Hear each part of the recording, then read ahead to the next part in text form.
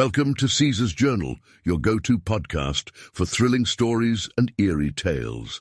Get ready for tonight's episode titled The Forgotten Heist.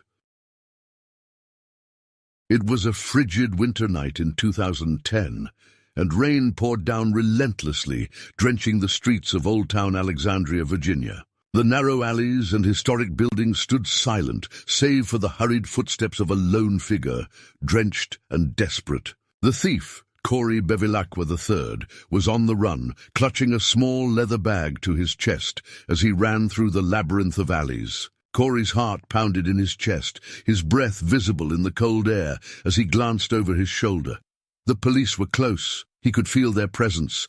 The echo of their boots against the wet pavement grew louder, a relentless drumbeat driving him forward.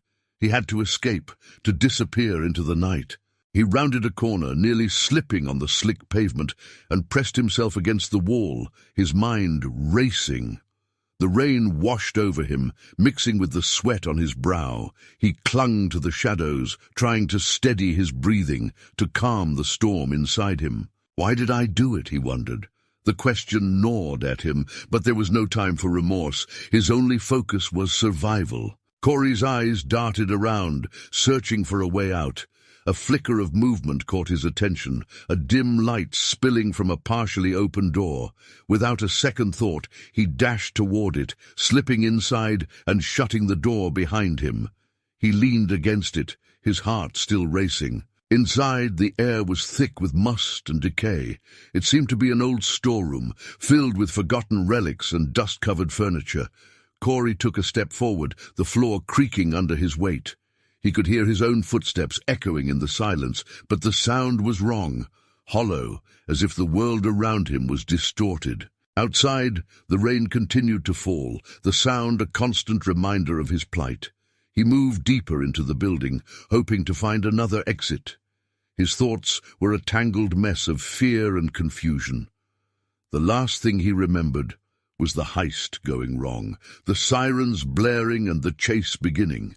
But now everything felt different, off. Corey stumbled upon a cracked mirror on the wall and stopped to catch his breath. He looked at his reflection, but something was strange. The mirror was fogged, the image blurry. He wiped it with his sleeve, but the image remained unclear. A chill ran down his spine, colder than the winter night outside. He moved away from the mirror, his mind racing. The building seemed to close in around him, the walls pressing tighter. He needed to keep moving. The police would find him any minute. He could hear their voices now, echoing through the halls, but they sounded distant, otherworldly. "Over here," a voice called, and Corey's heart leaped into his throat. He bolted through the storeroom, his footsteps barely making a sound.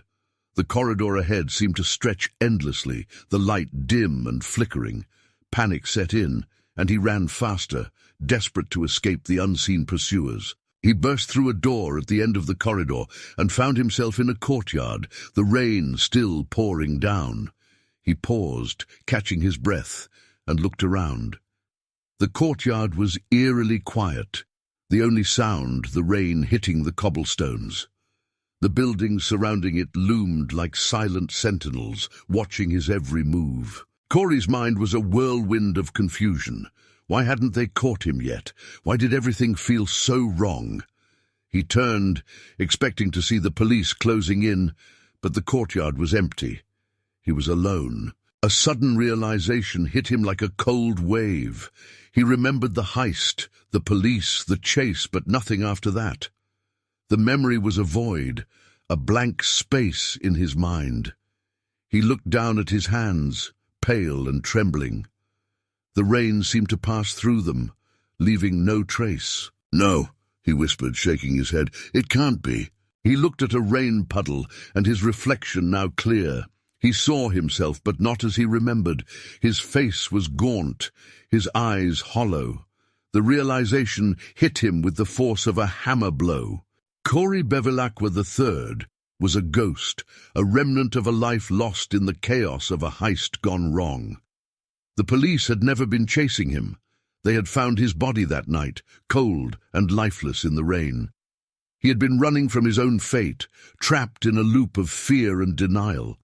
The rain continued to fall, washing away the last traces of his confusion. Corey stood in the courtyard, accepting the truth. The chase was over.